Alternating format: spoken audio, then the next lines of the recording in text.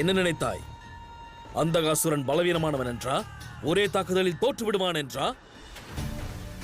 நான் அந்தகாசுரன், அழிவற்றவன். என்னை போன்ற அசுரன் பிறந்ததும் இல்லை, இனி பிறக்கப் போவதும் இல்லை. என் முன்னிலையில் சிவசக்தியும் தலை வணங்கிதான் நிற்பார்கள். பாலகனே, தண்டனையை ஏற்பதற்கு தயாராக இரு.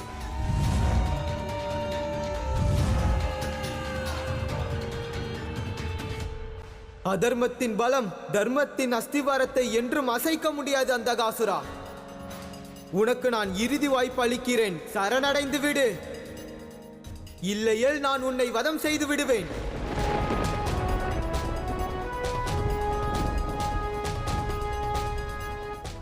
மதிகெட்ட பாலகனே, என் பிடியில் நீ இருந்து கொண்டு ஒரு அடி கூட உன்னால் முன்னெடுத்து வைக்க முடியாது. நீ என்னை அழிக்கப் போகிறாயா? மதிகெட்டவன் நான் அல்ல. பிரகாசமான ஒளியை கட்டி போட நினைப்பவர்கள் தான் மதிக்கெட்டவர்கள். அந்தகாசுரா, ஒளியின் சக்தியை உனக்கு நான் காட்டுகிறேன். ஹர ஹர மகாதேவா.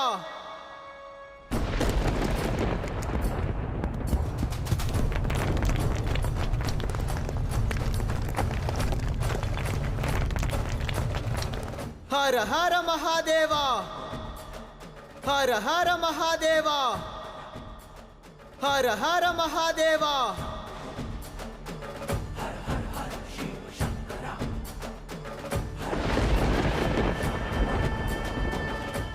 உன்னுடைய இருளின் அழிவு துவங்கிவிட்டது அந்தகாசுரா.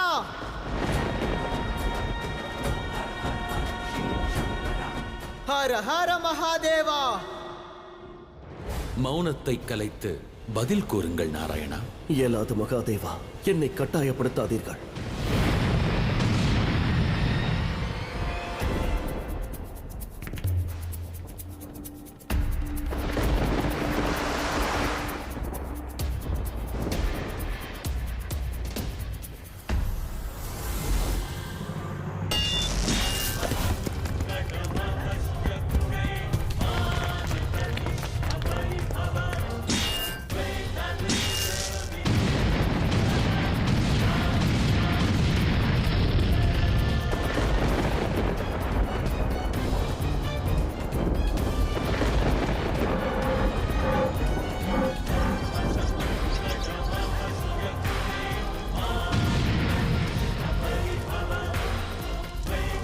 என்ன நடக்கிறது இங்கே? மகாதேவருக்கும் நாராயணருக்கும் இடையே யுத்தம் நடக்கிறது. அதை தடுத்து நிறுத்த நாம் பக்தியை தான் கையாள வேண்டும். வாருங்கள்.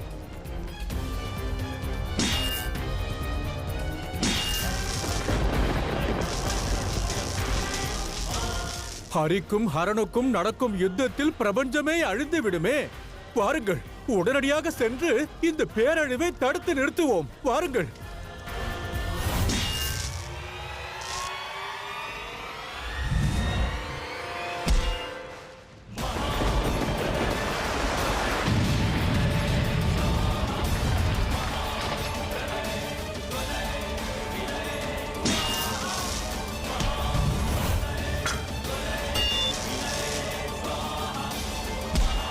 மகாதேவா, பிடிவாதத்தை துறங்கள். இந்த யுத்தத்தை நிறுத்துங்கள். தங்களது இந்த யுத்தம் மகா பிரளயத்தை ஏற்படுத்த போகிறது. இப்பிரபஞ்சமே அழியும் நிலையில் உள்ளது. மகாதேவா, நாராயணா, யுத்தத்தை நிறுத்துங்கள்.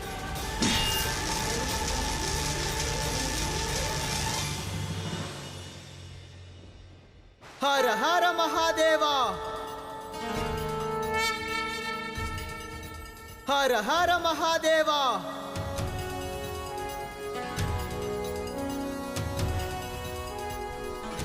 ஹர ஹர மகாதேவா.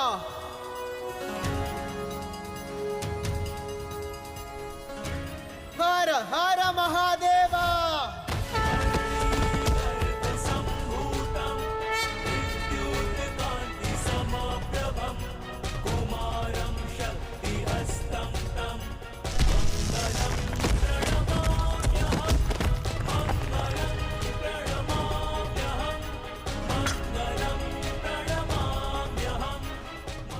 இத்தகைய சக்தி கொண்ட ஒரு பாலகனா? இவன் யார் குருதேவா? அதை நானும் அறியேன் அசுரமாதா.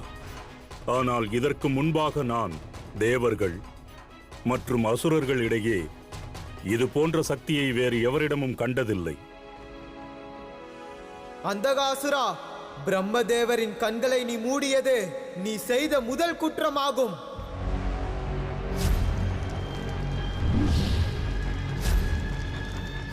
கஜாசுரன் மற்றும் அவர் அன்னையின் கண்களை மூடியது நீ செய்த இரண்டாம் குற்றம். பிரபஞ்சத்தில் இருள் சூழ வைக்க வேண்டும் என்று எண்ணுவது நீ செய்த மூன்றாம் குற்றம்.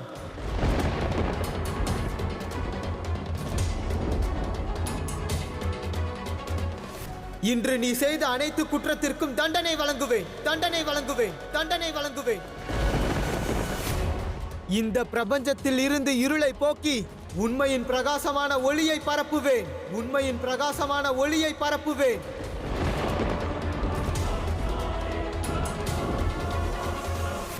மதிகெட்ட பாலகனே, அந்த பிரம்மதேவர் எனக்கு அளித்த வரத்தை பற்றி அறிவாயா? தீய எண்ணத்துடன் நான் என் அன்னையை காணாத வரையில் என்னை எவராலும் அழிக்க இயலாது. எந்த ஒரு சக்தியும் என்னை சீண்டக்கூட முடியாது. எந்த ஒரு மகனும் தன் அன்னையை தீய எண்ணத்தோடு பார்க்கவே மாட்டான். அப்படி என்றால் நான் அமரனானே, அமரன், அமரனானே, அமரன், அமரனானே, அமரன்.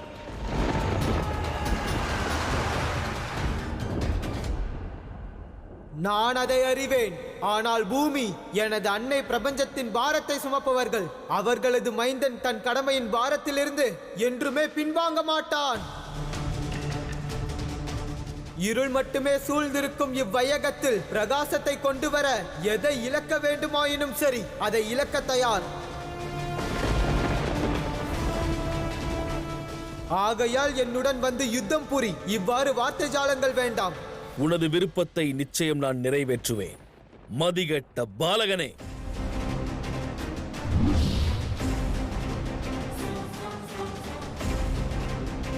நான் உன்னை தோற்கடித்து உன்னையும் காரிருளுக்குள் தள்ளப் போகிறேன்.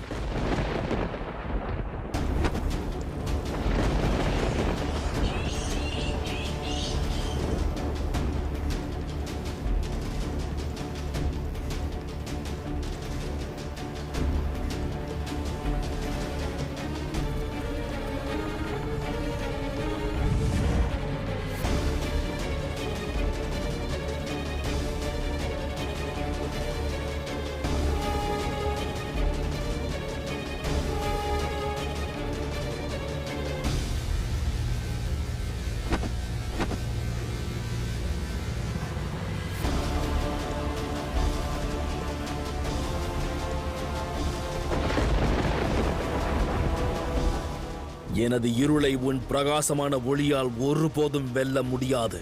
எனது பிரகாசமான ஒளி உன்னுடைய இருளை இப்பிரபஞ்சத்தில் இருந்து நிச்சயம் விளக்கும்.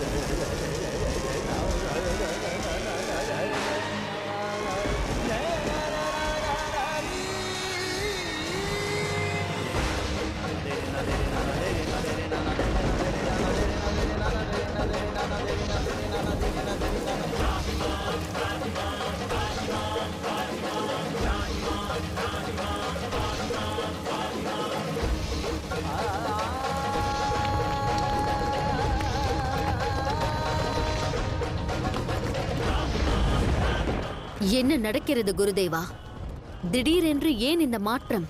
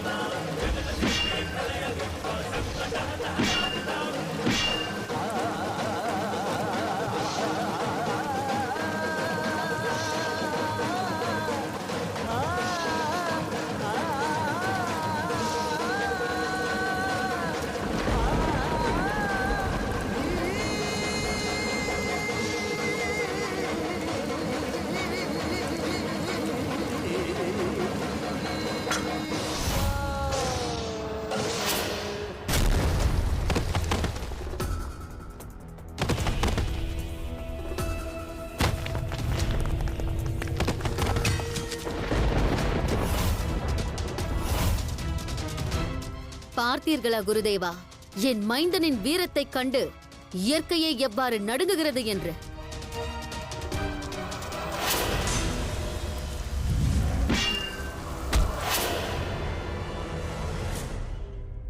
இந்த பூகம்பம் அந்தகாசுரன் காரணமாக நிகழவில்லை. நாராயணரும் மகாதேவரும் மோதிக்கொள்வதால் நிகழும் பூகம்பம். அப்படி என்றால் இது நமக்கு மேலும் மகிழ்ச்சி தரக்கூடியதல்லவா? அங்கு மகாதேவரும் நாராயணரும் யுத்தம் புரிகிறார்கள், இங்கு இவர்கள். இப்பிரபஞ்சம் எப்பொழுதும் இந்த இரு யுத்தத்தையும் காலம் உள்ளவரை நிச்சயம் நினைவில் கொள்ளும். ஆயினும் அசுரமாதா திதி, சிந்திக்க வேண்டிய விஷயம் யாதெனில், மிகவும் சக்தி வாய்ந்த பூமியின் மைந்தன் பௌமன் உண்மையில் யார்? சிவன் மற்றும் சக்தியின் அம்சமான அந்தகாசுரனை மிக எளிதாக அவன் எதிர்த்துக் கொண்டிருக்கிறான். அந்தகாசுரன் உடலில் உள்ள பலத்திற்கு நிகரான பலம் இந்த சிறுவனின் உடலிலும் உள்ளது.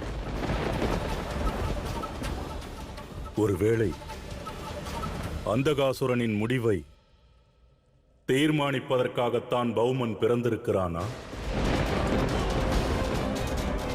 அதற்கு வாய்ப்பில்லை.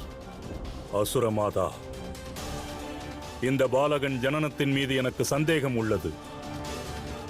நிச்சயமாக இது நாராயணரின் சதித்திட்டம்தான்.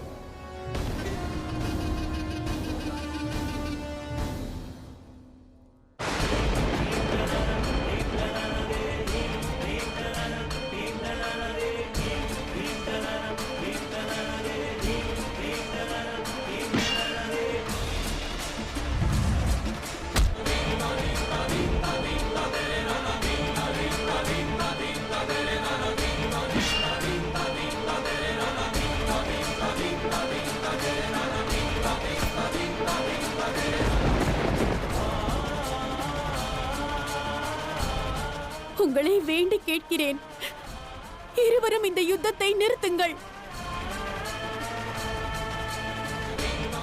நாராயணா, மகாதேவா, நிறுத்துங்கள்.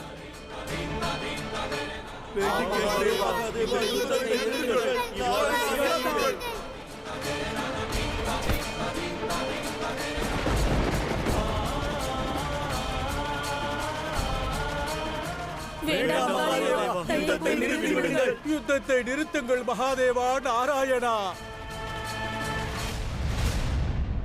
தாயே ஆதிசக்தி, இந்த பிரச்சனைக்கு தாங்கள் தான் தீர்வு காண வேண்டும். தங்களால் தான் இதை தடுத்து நிறுத்த முடியும்.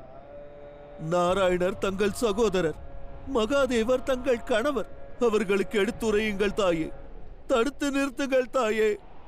இயலாத தேவரிஷி, என்னை இந்த தர்ம சங்கடத்திற்குள் தள்ளாதீர்கள். ஏனென்றால் இந்த யுத்தத்தில் எது சரி தவறு, எது தர்மம் அதர்மம், எது நியாயம் அநியாயம் என்று ஆதிசக்தியாலும் முடிவெடுக்க முடியாது.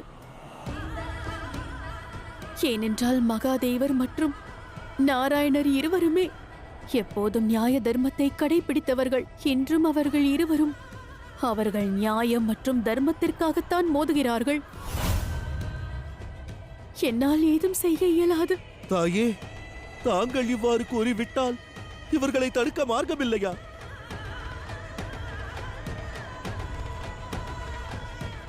மார்க்கம் உள்ளது. அந்த மார்க்கத்தில் செல்ல அவசியம் ஏற்படக்கூடாது என்றுதான் நான் வேண்டிக் கொள்கிறேன்.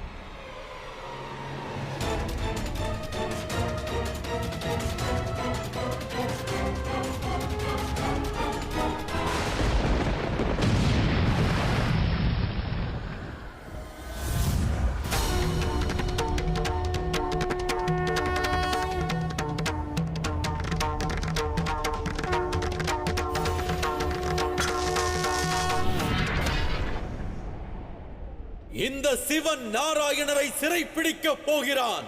நாராயணரை சிறைப்பிடிக்கப் போகிறான்.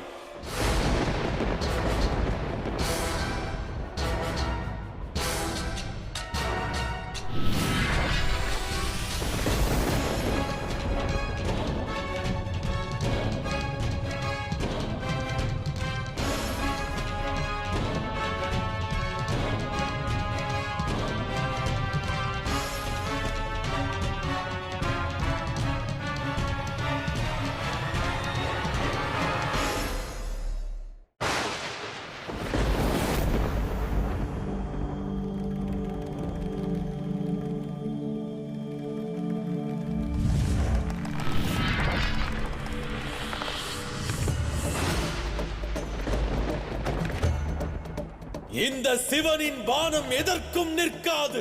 பானம் எதற்கும் நிற்காது. இதன் அனைத்து தாக்குதலும் அதன் இலக்கை நிச்சயம் சென்றடையும். நாராயணா, இது என்றும் வீண் போனதில்லை. இது என்றும் வீண் போனதில்லை. எச்சரிக்கிறேன் நாராயணா.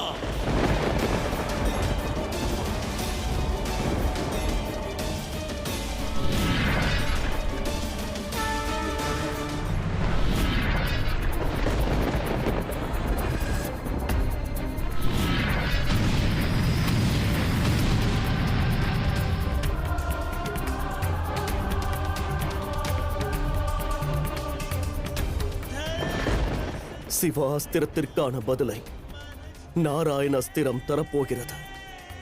இந்த அஸ்திரமும் மிகவும் சக்தி வாய்ந்ததுதான். இது என்றும் தன் இலக்கை தவற விடுவதில்லை. அதோடு இன்று இது மகாதேவரை நிச்சயமாக சிறைப்பிடிக்கும்.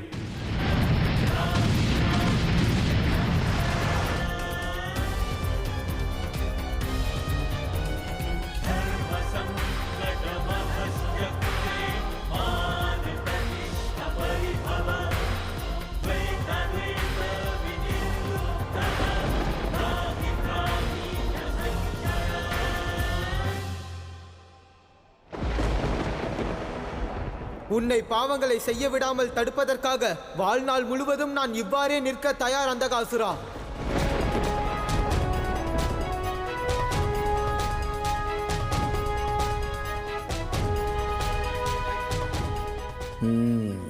இந்த பாலகன் பலசாலிதான். இவனை பலத்தை கொண்டல்ல, தந்திரத்தால் வெல்ல வேண்டும். பூமி எனது அன்னை பிரபஞ்சத்தின் பாரத்தை சுமப்பவர்கள். அவர்களது மைந்தன் தன் கடமையின் பாரத்திலிருந்து என்றுமே பின்வாங்க மாட்டான்.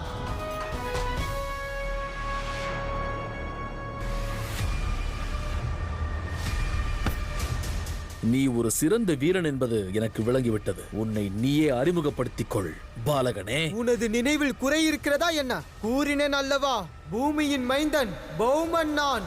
பௌமன் நான். பௌமன் நான். என் நினைவில் எந்த குறைவும் இல்லை. நீ உன் அன்னையின் பெயரை கூறிவிட்டாய். உன் தந்தையின் பெயர் என்ன?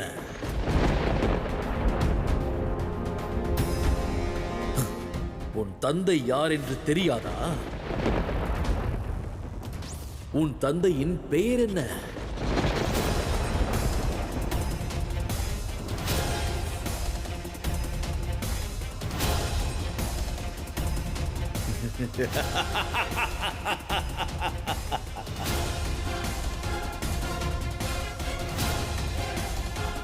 உன் நாவிலிருந்து வராத பதிலை உன் மௌனம் தந்துவிட்டது பாலகா.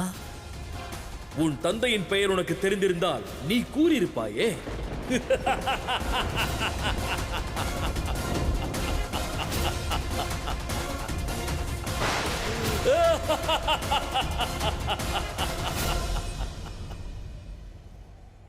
எச்சரிக்கிறேன் நாராயணா.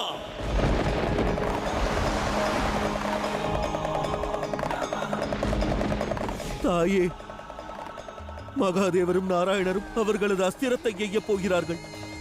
இந்நிலையில் ஒருவரை ஒருவர் சிறைப்பிடித்துக் கொள்வார்கள். சிவனும் நாராயணரும் இன்றி இப்பிரபஞ்சம் எவ்வாறு இயங்கும் தேவி?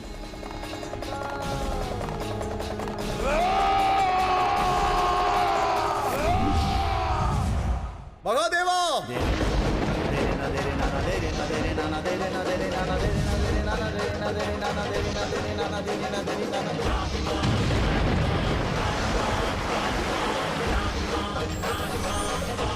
மன்னியுங்கள் மகாதேவா.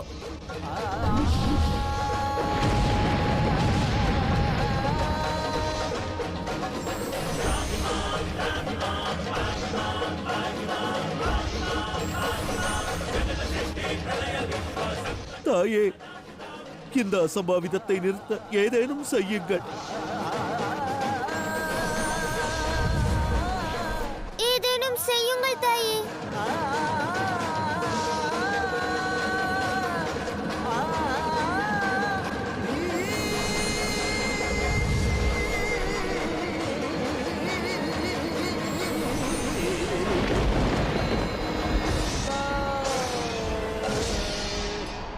மகாதேவா!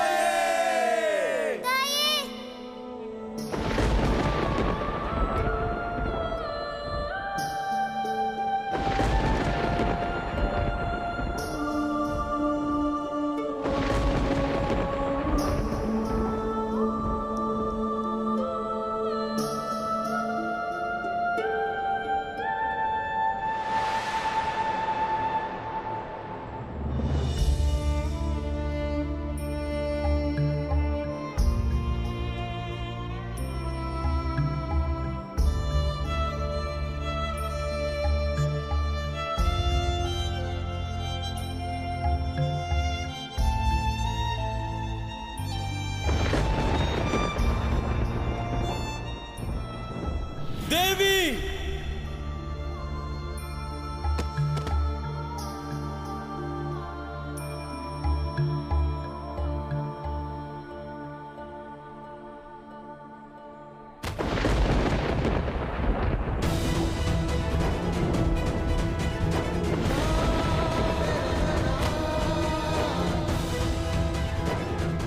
தாங்கள் ஏன் இவ்வாறு செய்தீர்கள் தேவி?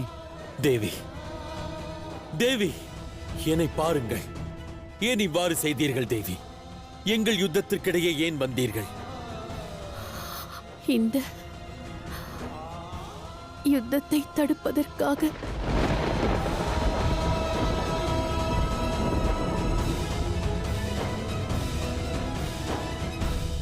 கவலை வேண்டாம் தேவி.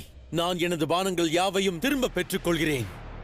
என் பானங்கள் யாவும் மீண்டு வரட்டும்.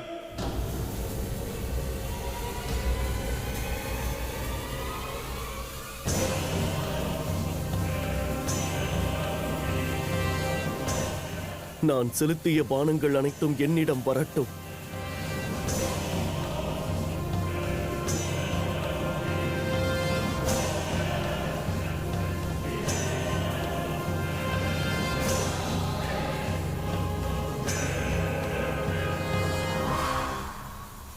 இந்த ஆதி சக்தியில் சக்தி இருந்தால், எனது அன்பு உண்மையாக இருந்தால், என் உடலில் இருந்து எந்த பானமும் என் உடலை விட்டு வெளியேறக்கூடாது, வெளியேறக்கூடாது, வெளியேறக்கூடாது.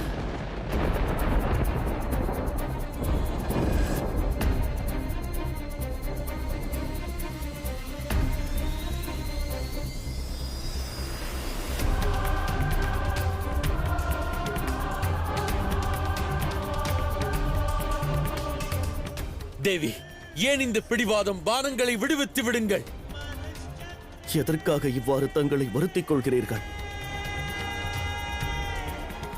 ஒரு புறம் எனது கணவர், மறுபுறமோ எனது சகோதரர். உங்கள் இருவருக்கும் இடையே நடக்கும் இந்த யுத்தம்தான் எனக்கு வேதனையை தருகிறது. இந்த பானங்கள் அல்ல.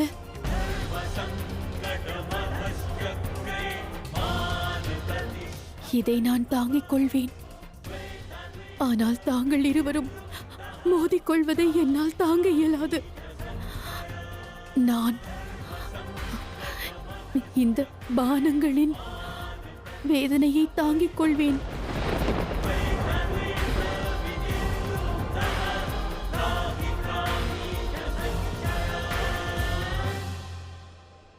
உன் தந்தையின் பெயரை உன் தாய் கூறவில்லையா? என்ன ஒரு வேடிக்கையான தருணம் இது. நீ எதன் பிரதிபிம்பம் என்று கூறினாய்? ஒளியின் பிரதிபிம்பம் இந்த பௌமன். ஆனால் உன் அடையாளமே தற்பொழுது இருளில் இருக்கிறதே.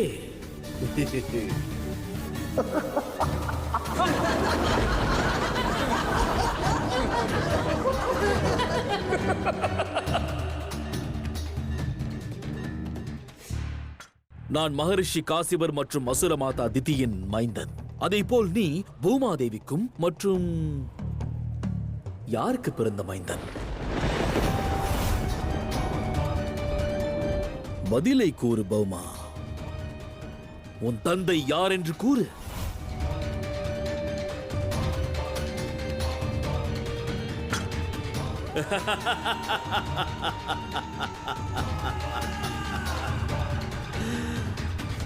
செல். முதலில் சென்று உன் அன்னையிடம் போய் உன் தந்தை யார் என்று கேள். பிறகு வந்து என்னோடு யுத்தம் செய்யலாம். ஒளியை பரப்ப வந்தாயா நீ?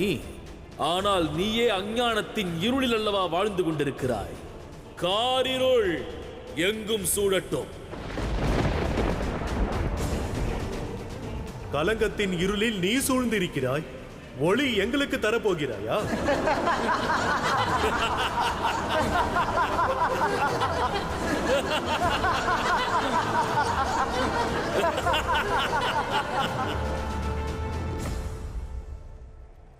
அதி அற்புதம். பலத்துடன் சேர்த்து புத்தியையும் பிரயோகித்து நீ உனது விரோதியை உடலால் மட்டுமல்ல மனதாலும் தோற்கடித்து விட்டாய். அசுரமாதா தித்தியின் மைந்தன் பலசாலி மட்டுமல்ல புத்திசாலியும் கூட என்று நீ நிரூபித்து விட்டாய். சிவனை போன்ற பலம் மற்றும் நாராயணரின் சாதுரியம் இவை இரண்டும் உள்ள சங்கமம் நீ. சரியான தருணம் வருகையில் அவர்கள் இருவரையும் நிச்சயம் தோற்கடிப்பாய். அசுர அரசன் அண்டகாசுரன், அசுர அரசன் அண்டகாசுரன், அசுர அரசன் அண்டகாசுரன், அசுர அரசன் அண்டகாசுரன். தேவி, தங்களை வேண்டிக் கேட்கிறேன். தயை கூர்ந்து இந்த பானங்களை விடுவித்திடுங்கள். அவ்வாறென்றால் என் நிபந்தனையை நிறைவேற்றுங்கள். நான் இந்த பானங்களை விடுவிக்கிறேன். நிச்சயமாக தேவி. தங்களுக்கு என்ன வேண்டும் கூறுங்கள். தங்களின் அனைத்து விருப்பத்தையும் நிறைவேற்ற நான் தயார். தங்கள் இருவரின் இந்த யுத்தம் பிரபஞ்சத்தின் பேரழிவிற்கு காரணமாகிக் கொண்டிருக்கிறது.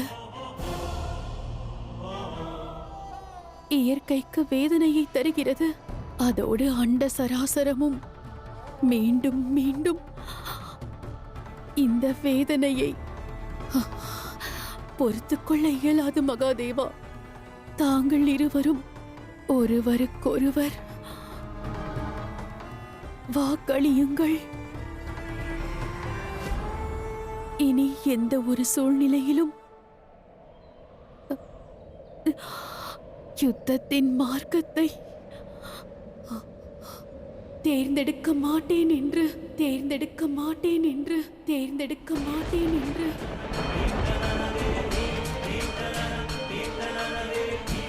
சூழ்நிலை எந்த அளவிற்கு மோசமாக மாறினாலும் சரி, சிவனும் நாராயணரும் யுத்தம் என்றும் புரியக்கூடாது.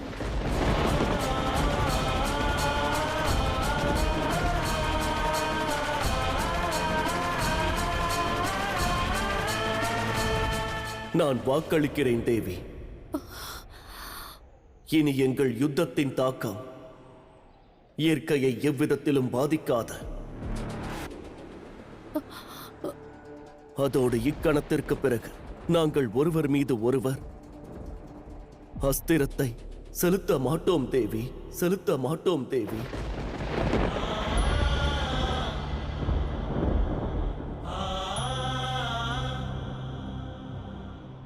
நானும் வாக்களிக்கிறேன். தேவி, தயை கூர்ந்து தாங்கள் இந்த பானங்கள் யாவையும் விடுவித்திடுங்கள். முதலில் நீங்கள் ஒருவரை ஒருவர் கட்டித் தழுவிக் கொண்டு இந்த விரோதத்திற்கு முற்றுப்புள்ளி வையுங்கள்.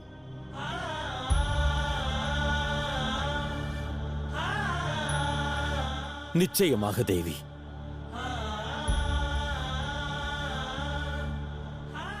கணேசா,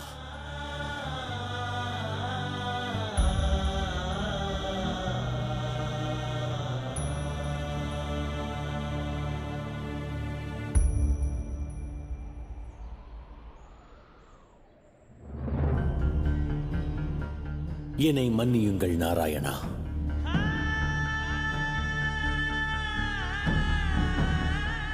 உண்மையை நான் அறிந்து கொள்ள இவ்வாறு பிடிவாதம் கொண்டிருக்க கூடாது. நானும் மன்னிப்பு கோருகிறேன் மகாதேவா. ஆயினும் என்னால் தங்களிடம் உண்மையை கூற இயலாது மகாதேவா.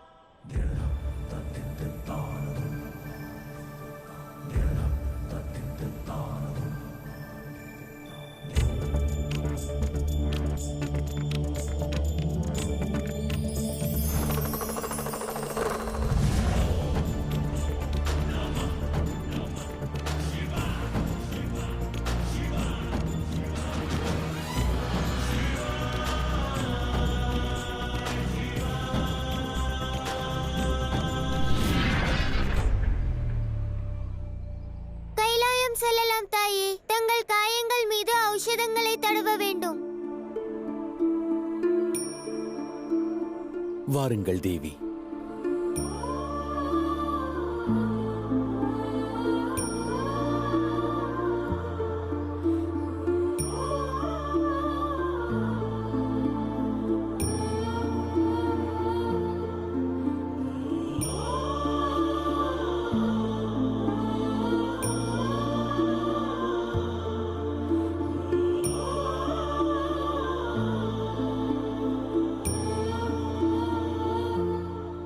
பதில் கூறுங்கள் தாயே, நான் எவரது அம்சம்?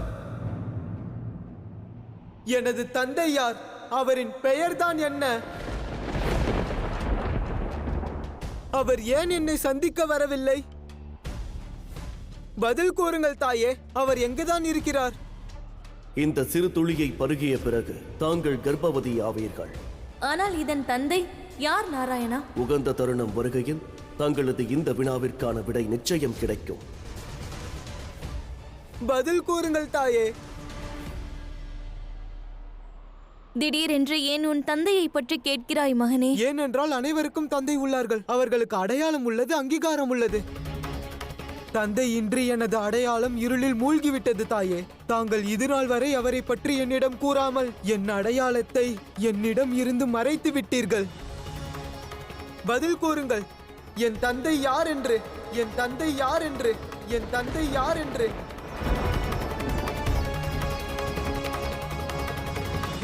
சரியான தருணம் வரும்பொழுது அனைத்தையும் கூறுகிறேன். அனைவரும் என்னை ஏளனப்படுத்தினார்கள், என்னை கண்டு நகைத்தார்கள். இது சரியான தருணம் இல்லை என்றால் பிறகு எது சரியான தருணம்? பிடிவாதம் வேண்டாம் மகனே, கூறுகிறேன் அல்லவா, சரியான தருணம் வரும்பொழுது கூறுவேன்.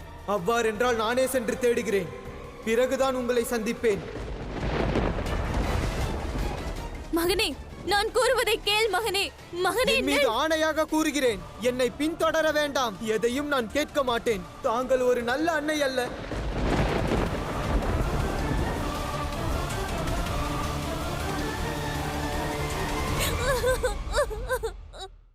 நாராயணா, நாராயணா, நாராயணா,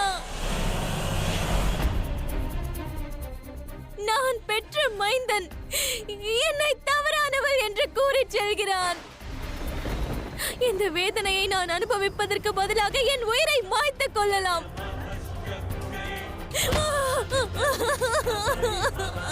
வேதனைக்கு பிறகுதான் புதிய ஜனனம் உண்டாகிறது தேவி. ஆனால் தங்களது இந்த வேதனை லோக நன்மைக்கான காரணமாக மாறப்போகிறது. லோக நன்மைக்கான காரணமாக மாறப்போகிறது.